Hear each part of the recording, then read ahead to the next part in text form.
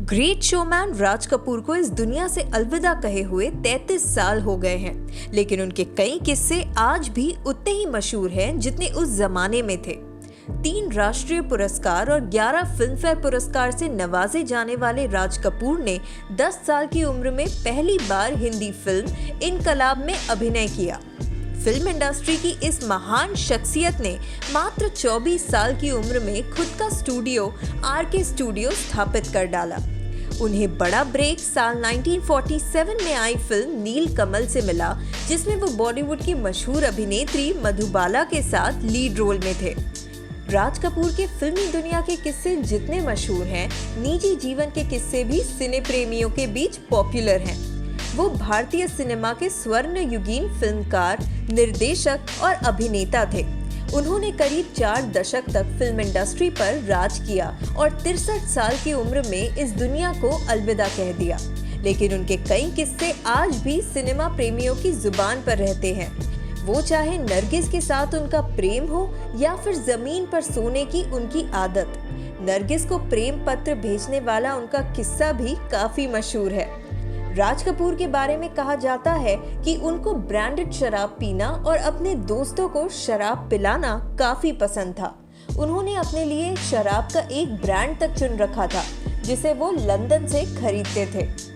वो ऐसे कलाकार थे जिन्होंने 11 साल की उम्र में फिल्म वाल्मीकि में अपने पिता पृथ्वीराज कपूर के साथ काम किया और 22 साल की उम्र में पहली फिल्म आग बनाकर सिनेमा प्रेमियों को चकित कर दिया। उन्होंने भारतीय सिनेमा को कालजयी फिल्म दी। उनकी आवारा, श्री 420, मेरा नाम जोकर, बरसात, जागते रहो, राम तेरी गंगा मैली और बॉबी जैसी फिल्में आज भी दर्शकों को खूब पसंद आती हैं। ये तो सभी जानते हैं कि राज कपूर को राज कपूर बनने में उनके पिता पृथ्वीराज कपूर का अहम योगदान था। उन्हें सिनेमा की समझ अपने पिता से ही मिली और उनकी रचनात्मकता को भी पिता ने ही निखारा। बताया जाता है कि एक बार राज कपूर अन्य बच्चों की ही तरह ट्रैम से स्कूल जाने वाले थे, लेकिन बाहर जोरों की बारिश हो रही थी। उन्होंने जब अपनी माँ से पूछा कि वो आज कार से स्कूल जा सकते हैं, इस पर माँ ने पिता से पूछकर बताने के लिए कहा। जब पृथ्वीराज कपूर ने ये सुना तो जवाब दिया कि इस बारिश में पानी के थपेड़े झेलते हुए स्कूल जाने में भी थ्रिल है और राज कपूर को इसका तजुर्बा लेने दो।